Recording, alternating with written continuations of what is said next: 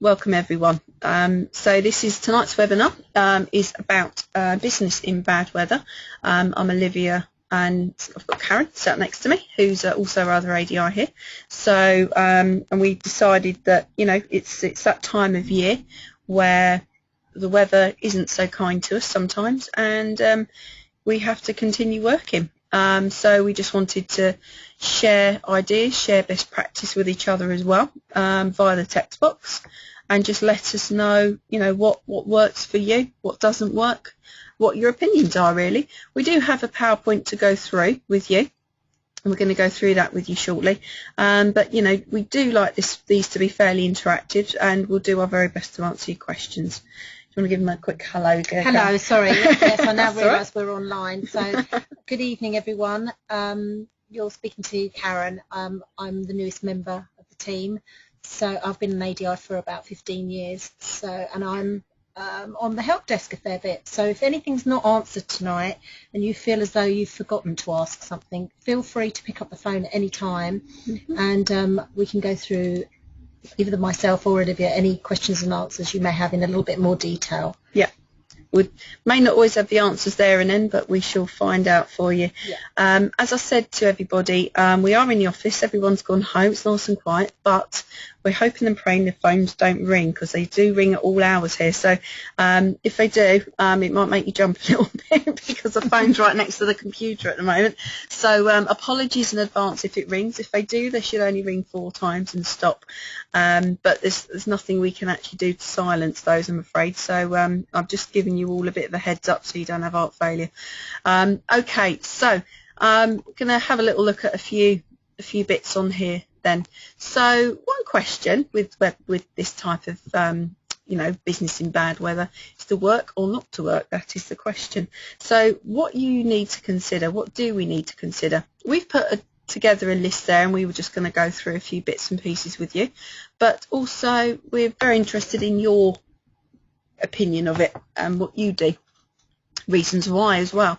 We've said, we do believe, don't we, Karen, that it is important to go out in all weathers, because we need to train people up for every eventuality. It's all part of their learning. There's lots of times when it's not just about the obvious, which is snow and fog. There's also times when it's raining very hard, when there are conditions out there that we need to sort of train our students or clients to know how to cope, how to deal with these situations. And my feeling is that as long as the student's capable and perhaps not a beginner, you can take them out and practice some of these important things that do come up. Absolutely. So, you do need to weigh up, don't you, the standard of the learner. So are they, when we say the term learner, we mean pre or post test, someone learning, receiving training. So that's how we use that term learner. So somebody, let's say, who is a provisional license holder, they are in the very initial stages of learning to drive, and there's heavy snow. Obviously you need to really consider if that's a good move. But on the other hand, if someone's had a few lessons and it's you've got a bit of snow, some thick fog, then I never used to cancel things unless things were really bad or I couldn't get there. I always used to carry on because they need that training, and plus it livens things up a bit. It makes learning. A change. I agree. I used to like the change and like the new challenge. It depends, of course, how long it takes you to get there, whether or not it's feasible for you in terms of planning and your next lesson. But if it's somebody that's really willing to give it a go and wants to go out there, and you can find the roads that are suitable, I think it's a really good learning curve. Absolutely. So, that's our opinion. We're interested in hearing about yours. We also think about, you've got to think about test and lesson cancellations. They do get cancelled. So if that happens, often the test centre will give you a call or give the learner people a call. Sometimes they don't, do they? And you're still thinking, right, okay, what do I do? Always on the confirmation letter or email, there is always the test centre phone number, isn't there, for the local test centre. So the policy is to give them a call and ask. Sometimes they have to do it hour by hour themselves, so they're not sure. You know. I mean, I have to say, I very rarely, in my own personal experience, did I find that they called me to say that a test was cancelled, and often it was difficult to get through to the test centre unless you're lucky enough to get through. But the last resort is that, unfortunately, you do need to turn up and attend and see whether or not it's going to be cancelled. It does say on the Gov.uk website that if you can't get hold of a test centre, or if you don't get a call, the best thing to do is to go along to the test centre. They will then normally give you an out-of-pocket expenses form, which you can then fill in with your student there and then and send that off on the same day, so that the test is automatically rebooked for you. You can also download a form. Olivia, I'm not sure if you want to send this email. Well, it's on the gov.uk website, and if you just go into there and type in, it's very simple to do. If you type in driving test cancellation in the search bar on gov.uk, and you'll see it on there, test cancellations, bad weather. And there's a link there where you can download a form. So I mean, we can always pop that on our notice board as well. So I'll make a note of that now. So you can download it easily, so it saves you hunting for it. It's so have a little look on our website. Isn't it? It's quite straightforward. It's not difficult to fill it. You do need to supply something perhaps on official paper or signature to say that how many hours you've needed there. But it's quite straightforward form. It's not difficult to fill in. So in terms of conditions, you know, I am Mrs. Terms and Conditions, as I've been taking the mick out of many times, but they're a good set of ground rules. You know, you need to know what you're dealing with. You need to know, you know, what the cancellation policy is. But with cancellation policies, with things like illness and bad weather, I mean, and in general anyway, you know, it doesn't need to come from a common sense approach. People need to use discretion, and I think most ADIs do. If you cancel, if you want to charge for one lesson now, you know, highly likely that you're going to lose them forever, depending on the circumstances. So sometimes not charging for one lesson could then mean more money in the long run. So, but if you did have a lesson, I mean, the other option as well is if you've got to the test centre, your test has been cancelled, why not continue that second hour's additional training? They're going to need, you know, what harm can that do? Going on, that's further why I development. To go off and develop something else, or look at perhaps doing a mock test or something different, or just talk about, you know, some things that may be troubling that student. There are some other things you can do and utilise that time. Reimbursing the instructor. What about reimbursing the instructor is a question that's come up, and that's what we were just saying.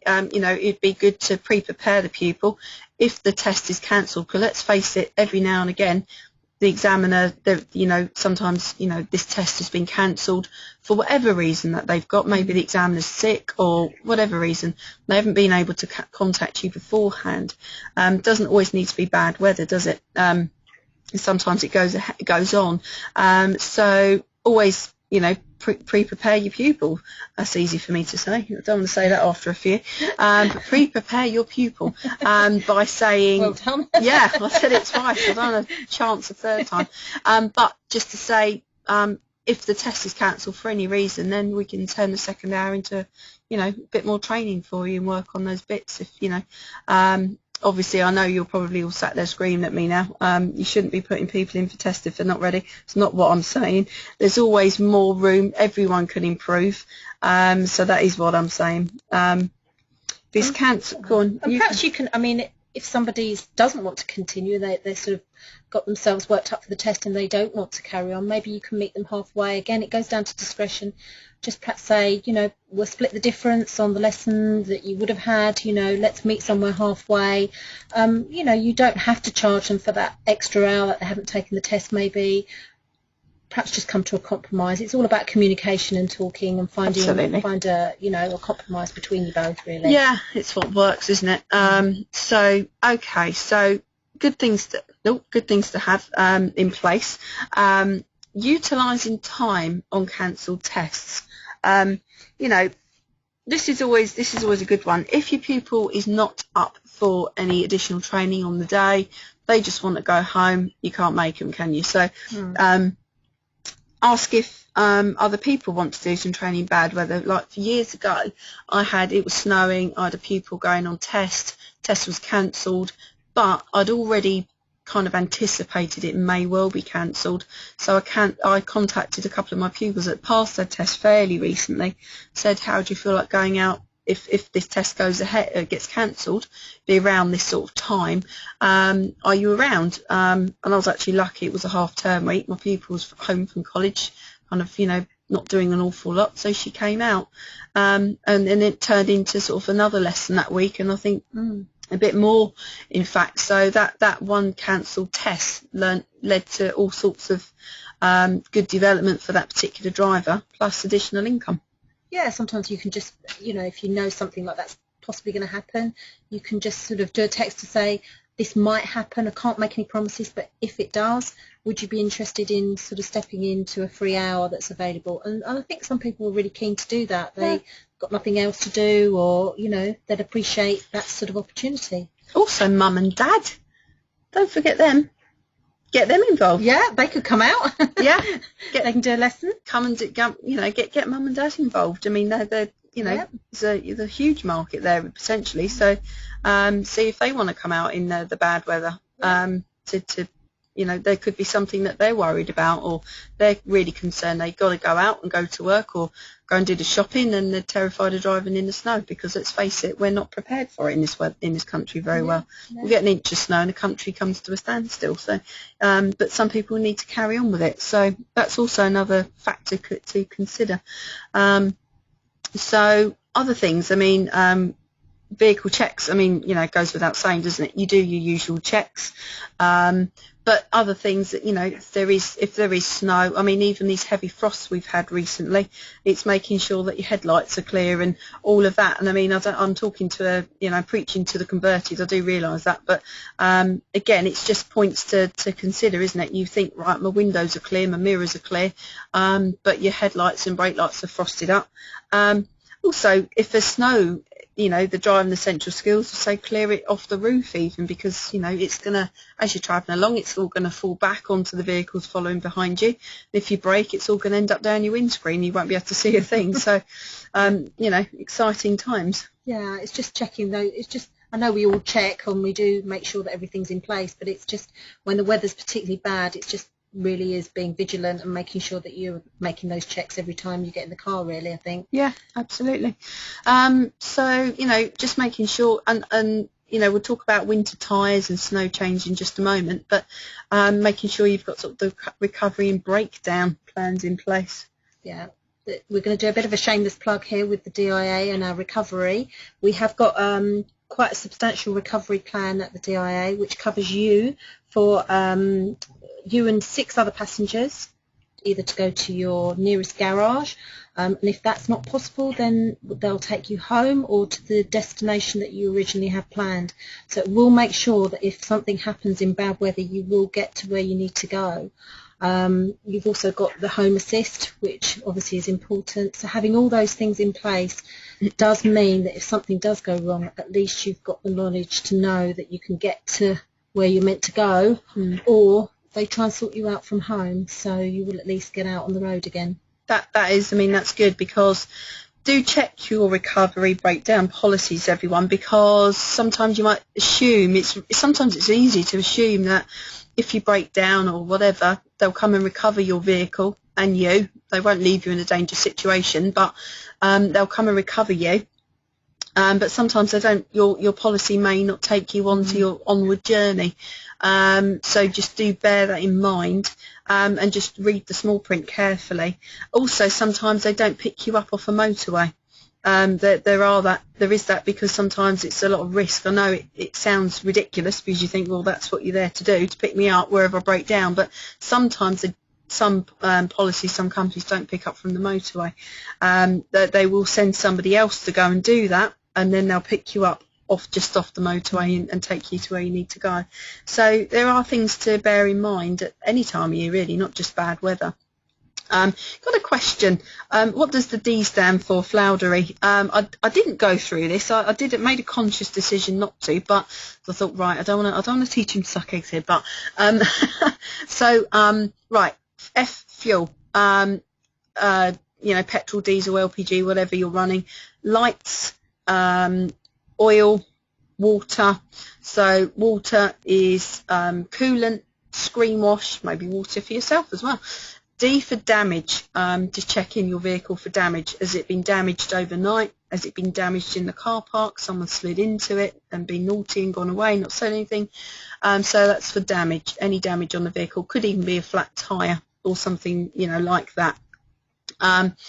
E, electrics. So any, lights, any warning lights on the inside of the car, external lights and all of that. Rubber. So tyres. Don't forget also your wiper blades, front and rear. They only last for a couple of years generally. When they start to get brittle, the weather and the elements get to them and they don't work as effectively. So making sure that, and why yourself, making sure that you're fit to drive, you've got enough knowledge and skills to drive in that type of condition. You should do, because, not you guys and girls out there we're talking to, but I'm talking drivers on the whole, should have the necessary skills to do that, but let's face it, some don't. So that's Floundery. There are versions of that. You got powder, powdery. The P would then be petrol, but this way it's fuel. It's so if your vehicle runs on something else, then that's what that means. Okay. Just going back to the recovery very briefly. Also, one of the common problems that happens with recovery is that people forget to renew, and it does come up quite a lot at the health test. People call up and inquire about their recovery and realise that perhaps they're 2 weeks, 10 days out of date, which is not going to be any good when you really, really need it. So make sure you are up to date with your recovery, and also you have a number to call them if you break down. So maybe something easy, something that's easy to see in the car, and that you know who to call and what their hours are, etc. Because it's all very well having it, but if you don't know how to contact them, it's going to be difficult. Yeah, keep it in a glove box. Yeah, exactly. Yeah. Have a little folder. Yeah. Those of you who've been on our national standards training days will know. If any of you have been on those, you'll know that we talk about the importance of CPD folders and things and standards checks, and just keeping them in general for evidence of your learning. But we also talk about vehicle checklists and things like that. If there is an issue with your vehicle, if there was a crash, then health and safety could sort of start looking, because it's a company vehicle. It's used for business use. So I don't want to get too far into the ins and outs of that, because I'm going slightly off piste, but it's something. Do have a little look at the health and safety website, because there is information on there, and record keeping is essential for things like that.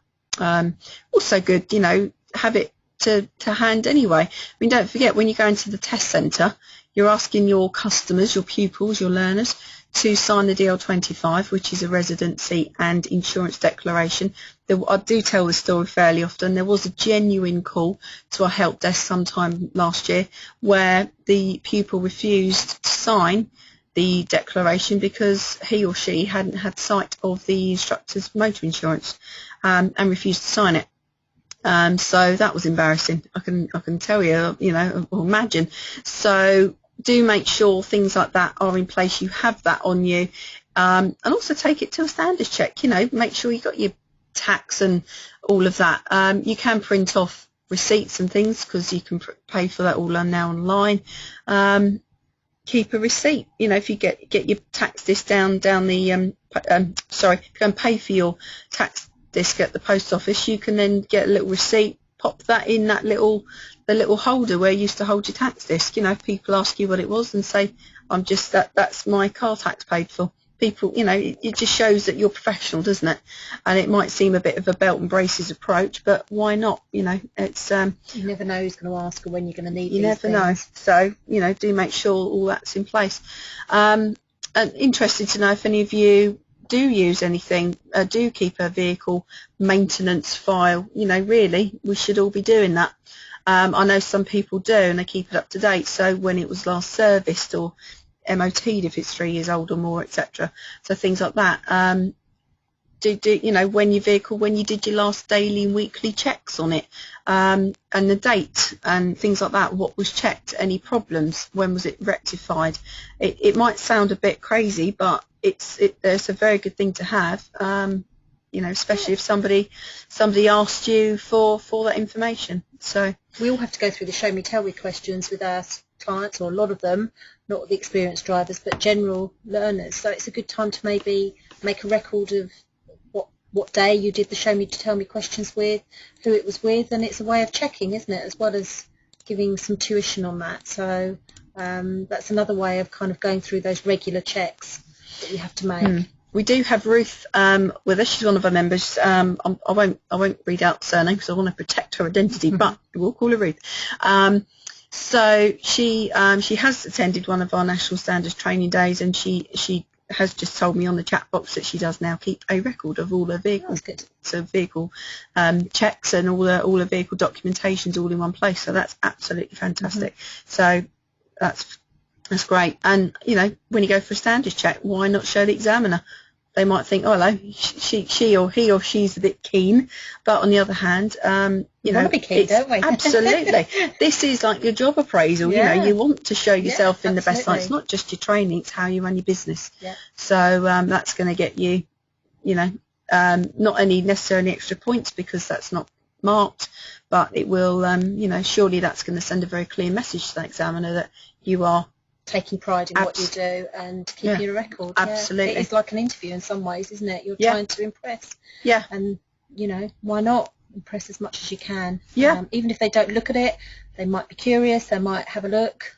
You know, if you've got it on the back seat, whatever. It's a good way of showing that you do these things. Yeah, absolutely. Right, winter tyres and tyre hotels. Winter tyres. So I don't know how many of you, anyone here use winter tyres? Let me know by the chat box. They're not compulsory in the UK, but they are compulsory in some parts of Europe, depending on the local conditions. So winter tyres are generally for, I believe it's 7 degrees or less. They've got slightly different compound with the tyre, which gives them more grip, and they've got a wider grooves or more a different tread pattern to conventional, you know, summer tyres. So they can be a good thing to have.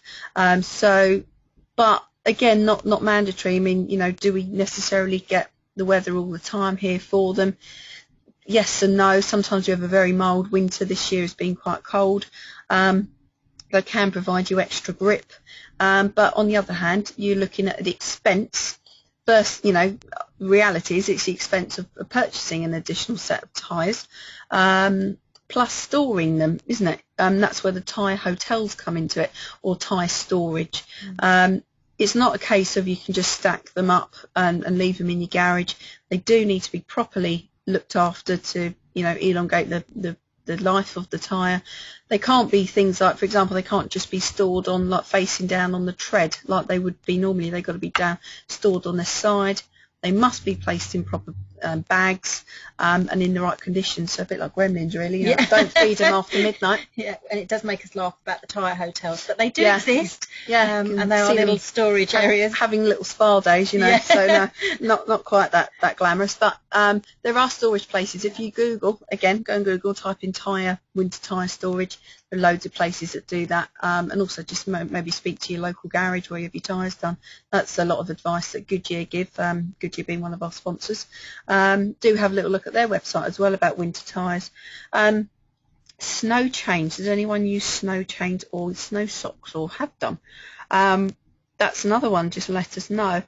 You can only use snow chains where the road is protected by snow and ice. You can't just use them in general. So if you're going along a few icy, snowy side roads, but then a lot of your journey's also on clear roads, main roads, then you're going to need to take them off. You can't drive on the normal tarmac because it will not only damage the road, but it will damage your car and as well, and your tyres. So I think they're great if there's a lot of snow. Maybe if you're somewhere very rural and you're not going to come across a road that's been gritted, they might be really good for that. So again, you just need to think about how you're going to use them and whether you're in an area that's going to be suitable. Really. Yeah, I mean, chains can't be fitted where there's not enough clearance between the tyre and the wheel arches and the suspension as well, because chains will widen the tyres and can damage bodywork if there isn't enough clearance. So other things to consider. If in doubt, check your vehicle handbook. If you are thinking of using winter snow chains or snow socks, always consult with the manufacturer because they're going to be best placed. Also check your motor insurance policy. See what that says as well. If it doesn't address it, ring them up and ask what have you got to lose. You need to check these things out. Snow socks, yeah, they're easier to fit than snow chains, but again, same rules apply really. Take them off when the road is clear, as you're not well, if you drive with them on a clear road, then you won't be complying with minimum tread depth regulations on your car, on your tyres. So socks are not generally as effective for bad weather and deep, snow and ice, but they can be a slightly easier alternative. I think they're more reasonable, aren't they? So that you're not paying as much. It's it's an inexpensive way of doing things. But again, they can get, as Olivia says, they can be, they can cause problems on the tarmac road. They can easily tear and they're not necessarily very good for that sort of thing. So although they're inexpensive, you still have to sort of think about where you're going to use them really. Yeah. Okay, so there's just a few bits and pieces on there. I mean, you also, when we were sort of researching this, the advice was snow chains and things can mess around with the sensors in the wheels, like the electronic sensors like ABS and things like that, and other things. So again, the advice is look at your manufacturer's handbook and check with your insurance company.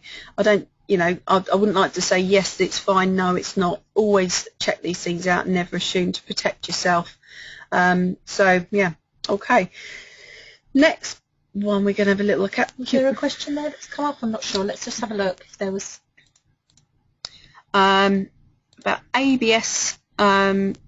ABS snow and ice and advice on disabling it. Yeah, I mean, you can disable, so you can change your vehicle settings and things like that. Again, manufacturer's guide, it's slightly different for every vehicle. Sometimes you can't disable something like that. There are things, traction control, that you can disable and enable if you want to. ABS, not quite so sure about that. Don't get too technical with us, guys. We've had a long day. But that's why I keep saying, I don't want to go into the ins and outs of this too much, but always just look at your manufacturer's guide. Yeah, your manual's there, your guide is there to tell you what you can and can't do. And if you're in doubt, pick up the phone and speak to the manufacturer and ask for somebody to talk you through it and just to clarify it, or maybe pop in and see them and ask them. Yeah. So, I mean, communication in terms of, making sure you've got ways to communicate. So make sure someone knows your ETA and your route, or rough or thereabouts, so they know, if they're not heard from you for ages, your phone's run down, or you're in an area where there's no reception or anything like that, then somebody at least knows, you're supposed to be here at a certain time, and, if they need to send out the search party and dig you out, then they know roughly where to go. So, always good things to consider. And also, we also make sure you got your phone with you.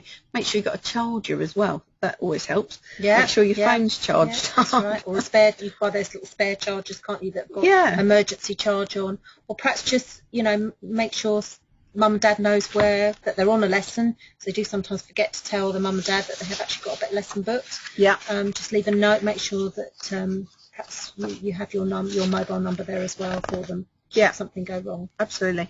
So yeah, a few bits and bobs on there. So the next bit was just going to have a look at being productive. What can you consider doing if you're not out on the road? So if you want to have a quick run through this one. Yeah, I mean, it wasn't so long ago that I was out on the road, and a couple of years ago I know that a lot of us had a lot of snow, and I remember one particular year, I think it was about 3 years ago, was it, when we had that really, really bad snow? We did have some, yeah. I remember spending most of January at home because I couldn't get out the drive because I live on a very big hill, so that was a problem. But it was a really good time to catch catch up on some admin, particularly my tax return, which, as we all know, is at the end of January online. So that was a really good time to get that done. Also, just to catch up with some people, maybe do a little bit of marketing and administration. That's been, I don't like doing any of those things, but it's a really good time to do them if you've got some spare time on your hands. Just making contact with maybe people that have passed, asking if they want to do some Pass Plus or maybe some lessons in bad weather when it's not quite as bad and you can get back out there again. It's just a really good time to get that marketing going for the new year, touching base with people and finding out if they're okay, if they're needing any more help with things. So I used to, although I wanted to be out there working, it was also a really good time to utilise your time and not your own personal time to do all those things that you can't get done on a normal day. When you are busy again, you haven't got to worry about all these things. So yeah, absolutely. Again, it's things like contacting some previous people that passed the test, see if they want to come out and do some winter driving, and yeah, as you say, marketing. Yeah. Maybe, I don't know if any of you do use social media. I know it's quite common. Some do, some don't. You could spend the day to social media-ise. Yeah. You could maybe get I don't know, some of you might send out a little weekly or monthly newsletter to your pupils, parents, things like that. I think that'd be a nice thing to do. Top tips for the winter, or top tips for driving in today's conditions, or something like that. You could quote a highway code rule or something like that, and give advice on it. So if you've got people's email addresses, then that's gold, really. You've got their contact details, so that would be a nice thing to have, I think. You don't want to bombard people at the same time, so maybe every couple of weeks or once a month or something. Or yeah, and I think the nice thing on Facebook is you're not really bombarding anybody in particular. If you are there, the newsletter's a really nice idea. You're kind of telling people what to look out for. It gets people thinking about their driving a bit, but you're not actually targeting one person. You're just out there talking to lots of people, and maybe Twitter as well is another good way, just to sort of let people know that you're there and get them thinking a little bit. Yeah, absolutely. Tax and bookkeeping, do we cover that one? It's that time of year, isn't it? Next Saturday's the deadline. HMRC, it's that time again. Yeah, and it does take time. If you're doing it yourself, it's sitting down and sorting out all those receipts. If you're anything like me, I haven't sorted them out all year. So it takes me days. Yeah. It's so much easier, isn't it, when just pop it in a folder. I'll deal with that in January. And when you open up that folder in January, like, oh my goodness. Yeah. So also we got on their bookkeeping. You could be getting your vehicle all your vehicle documentation together, like we've said. Perhaps doing a bit of filing. Filings. Yeah, doing your CPD diary, people. All good to do. People do say, well, there are still lots of questions over CPD diaries. What can I use for the CPD? Tonight's webinar is one thing, for example. CPD diary is a good place to keep track of and evidence of your learning. So great for standards checks. I took mine along on my last one couple of years back, and what was check test then it was, showed it to examiner. He said, yeah, pop it on the back seat, I'll have a little look, and he did, and and it just shows that you're serious about this stuff, and you're getting all this thing together. And it's good to also maybe get another one about all your car documentation as well. That's always a good one to have, as we've been saying. And if you're really lost, pick up the phone, speak to us, and we'll give you some ideas of what to do in January. Yeah. Down a pub. Yeah. No. Following up on clients' progress by, email, phone. Does anyone, we've touched on this, does anyone want to, come out, do some all-weather driving?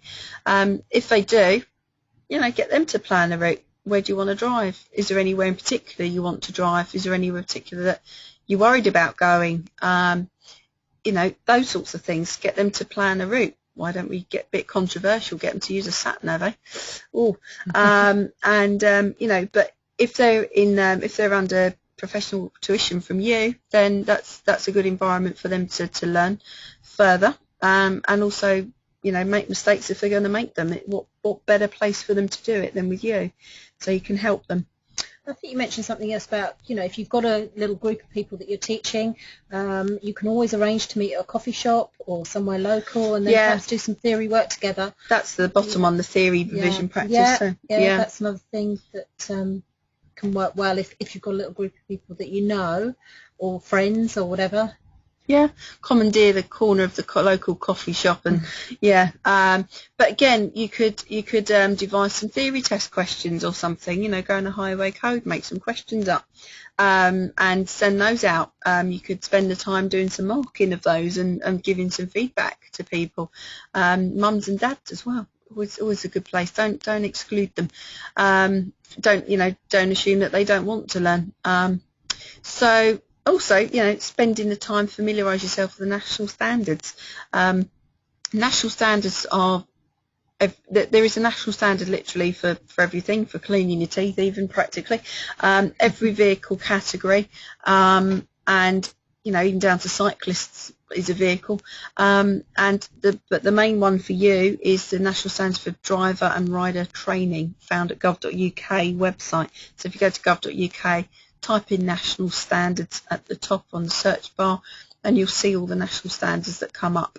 So it is the National Standards for Driving and Rider Training that is your job spec, if you like, and that is what you'll be assessed on a standards check. Any questions with that, either book onto one of our training days, or, as Karen said, pick up the phone, drop us an email. Our email address is training@driving.org.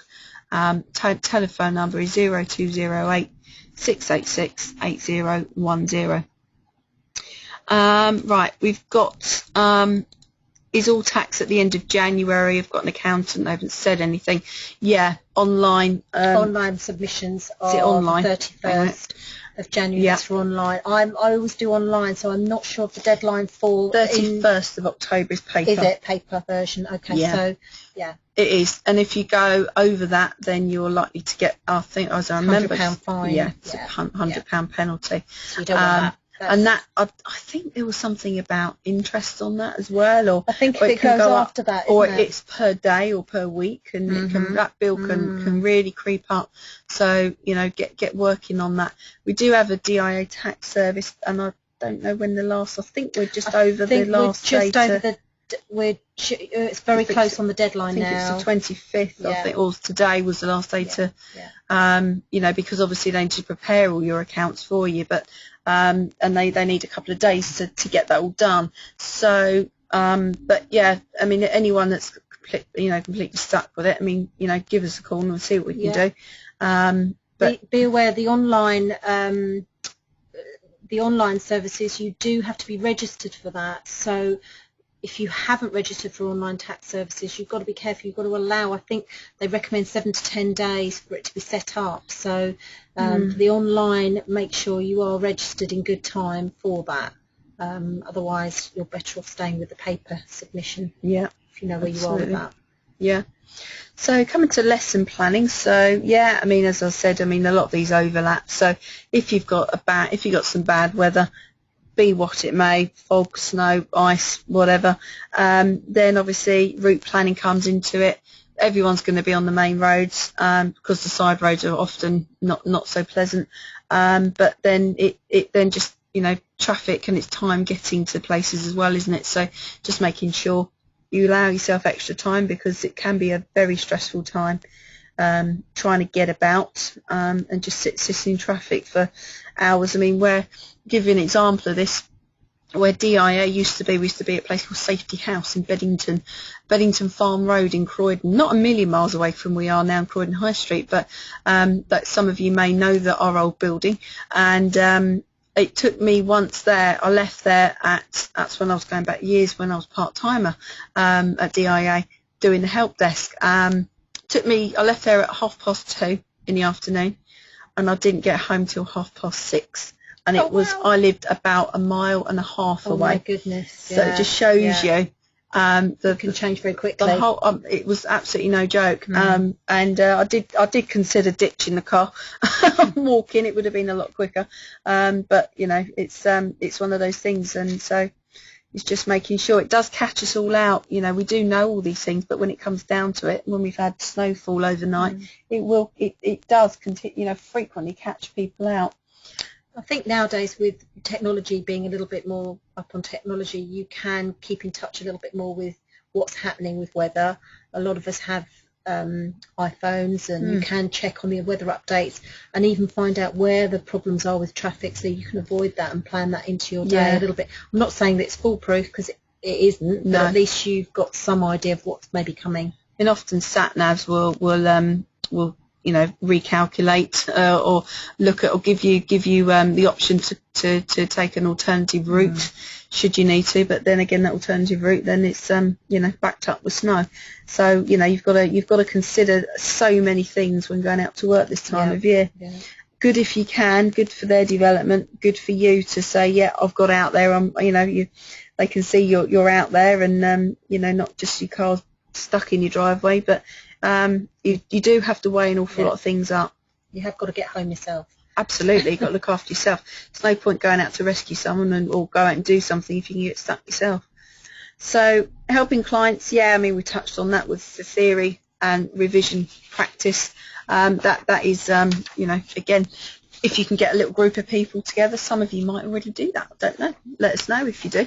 That would be interesting. So moving on, breaking down, or if you break down or involved in a crash. I mean, again, this is you know, we do realise we're preaching to the converted here, but it's not always a bad idea just to run over some of the basics again. As I say, it will catch you out sometimes. So things like you know, proper winter clothing.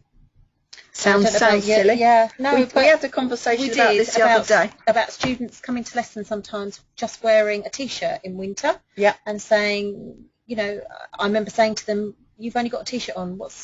What's going to happen if we have to get out of the car? Oh, I'll be fine. I'm in the car all the time. As we all know, if you break down and you need to get out of the car, you're stuck with a young person with just a t-shirt on.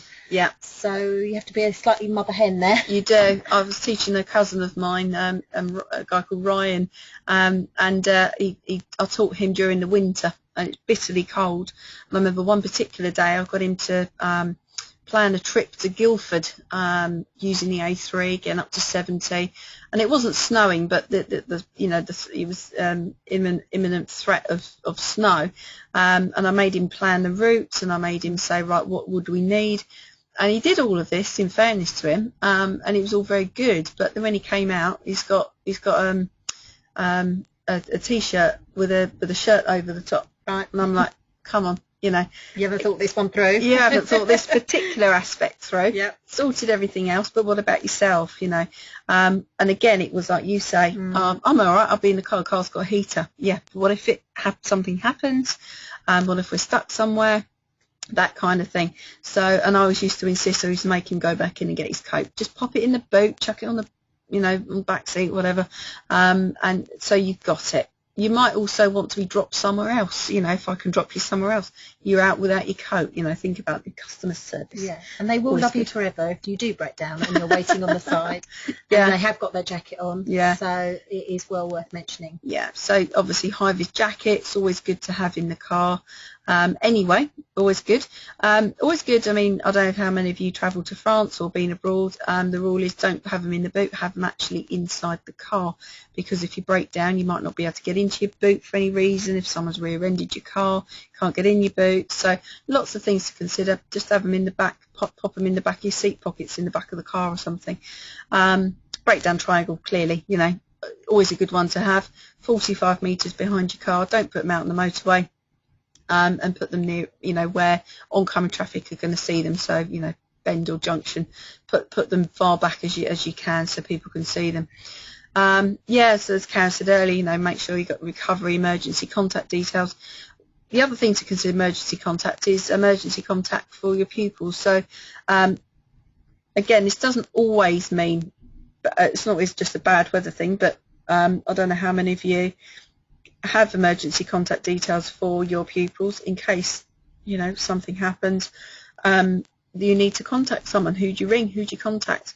Especially if they've got any specific medication they need to take, or any illnesses or conditions or something that you're aware of, then you can't do everything, but you can do, you know, what's reasonable, and just having an emergency contact, always a good move. So, accident procedure. How many of you would, you know, not been involved in a crash for lots of years and would know what to do?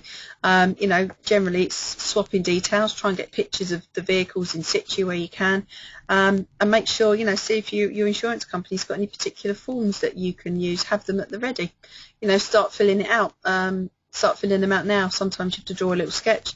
I sound like I'm a voice of experience. I've not had an accident ever in my life, actually, even when I was teaching, as such. I've had the odd person, you know, just give us a little nudge from behind in a queue of traffic.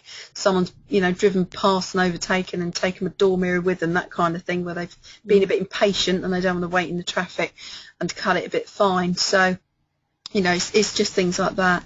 But yeah, you can get there are little packs that you can get if you are in an accident. You can get sort of, I know most of us have got cameras on the phones, but not everyone has. They don't all have that, but you do get disposable that's one. Right, a little disposable one, and a form and a little pencil and a piece of paper to sketch out, as you say. You know, just those things. When you've had an accident, you're not always thinking properly, you know. Again, I'm not talking from experience necessarily, but you know from other people talking to you about these things, they're not always prepared and their mind goes blank. What this can do is just make sure you've got a tick list, something to remind you to check these things if something does happen, because it's easy to walk away and then think, oh, I didn't do the basics, you know, I was too shocked or whatever. Yeah, absolutely.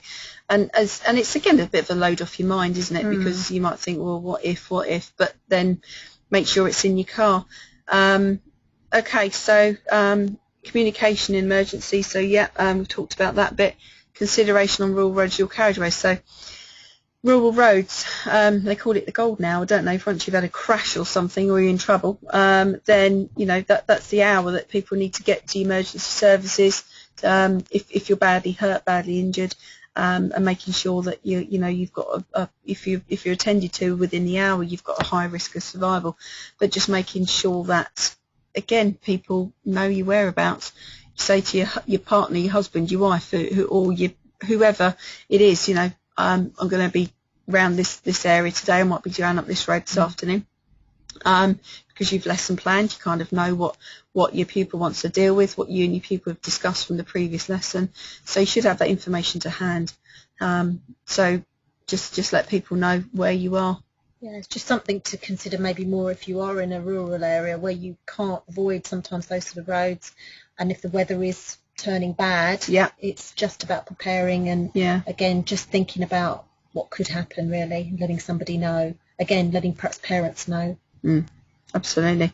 So again, I mean, you know, driving essential skills. Quick look in there. It's all the obvious stuff. You know, make sure you've got, you know, proper warm blanket, food, drink, medication, all of that. So you know, goes without saying. Shovel, old sack, cat litter. Okay. Yeah, cat litter is a bit of a what's that? They've been on the wine, those two. No, we haven't. Cat litter, I mean, you know, it's like gravel, isn't it? It's you know, for those of you who don't use it as you've got pets or anything, but it's actually can be quite cheap, and it's good to put under the wheels to give you some added traction. You know, old sacks and things like that. Yeah, it does work. So. Yeah.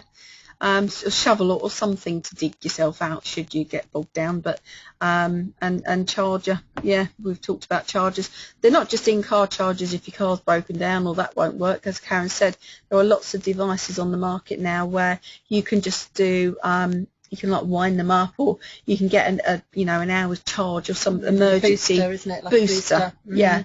And there is another thing that Simon, our editor, is actually testing out, where you put like it's a magnetic thing, and it sticks to the back of your phone and it gives it charge. I think it obviously needs to be plugged into a power source clearly, but you know, and I was quite taken aback with this thing the other week, because you can just sort of stick it and your phone stays to it, sticks to it, and it charges it. So yeah, it's like an electrified plate, but obviously not in that sense. You're not going to blow yourself up if you touch it. So yeah, I mean, let us know, everyone, if there's anything that either we haven't covered or anything else that you want us to discuss. We still have a few minutes. We have gone through and asked answered your questions so far. So we've kind of come to a natural pause now. So if there is any questions out there, please ask them now. This is your time, so get typing. I mean, a lot of everything that we've gone through today, a lot of it comes under the category of common sense, doesn't it? But it's easy to forget sometimes, because we don't get lots of snow and because we don't get a lot of these conditions.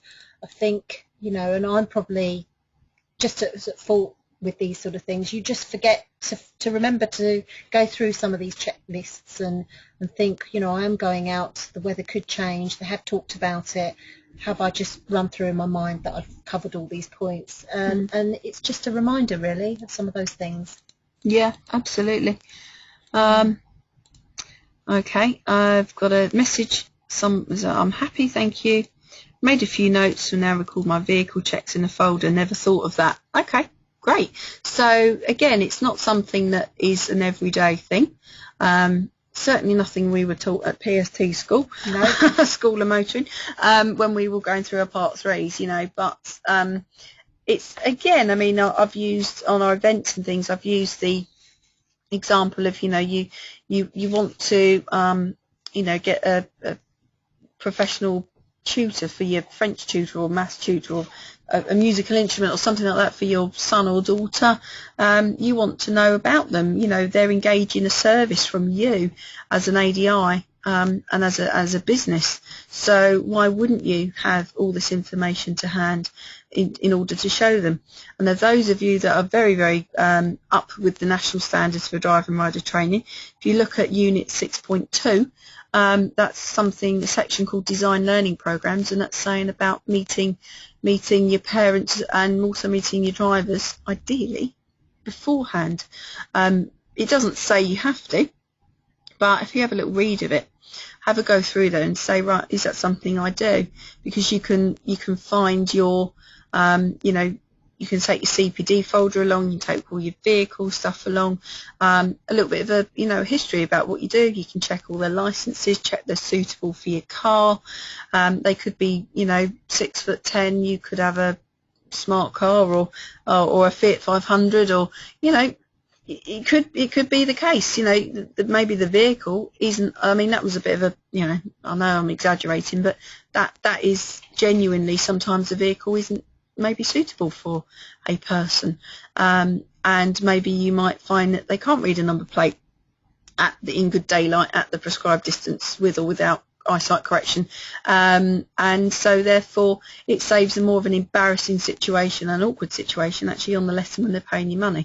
I appreciate this isn't always doable because of either time or location, but you can make sure that you could always email them. You do it over the phone anyway. You can always drop them an email and send them a copy of your business terms and conditions, because that's another thing to get sorted out beforehand if you can, and get mum and dad's signature on it as well if they're under 18. Well, sometimes you have to, don't you? It's a necessity, isn't it, with asking parents if they're, as you say, if they're underage. So it's a good reason to have a chat about that. Yeah, absolutely.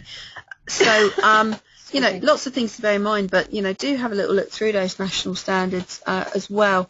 You will pick up a lot of things. You will pick up a couple of say a lot of things. It all depends. But as you go through, there might be things that you think of. You think, actually, I've not thought of that before, or I do that all the time, so that's great. But if there's anything in there you're not sure of, then you can always give us a call, give us an email. I'll give you our phone number again. It's 0208 686 8010. Don't ring us tonight because we're about to go home. It's been a long day, but do ring us from 9 o'clock tomorrow morning. Or you can email training@driving.org and find out a little bit more on there as well. I think we've come to kind of a natural end. We've covered our material. No more questions are coming through at the moment. There's been some nice comments from people saying they've enjoyed it. A few points for consideration, a couple of things I'd never thought of before, especially keeping a folder of all your car documentation. I mean, again, it's like with anything, your diary or your iPad or however you store your lesson, your diary, don't leave it in your car.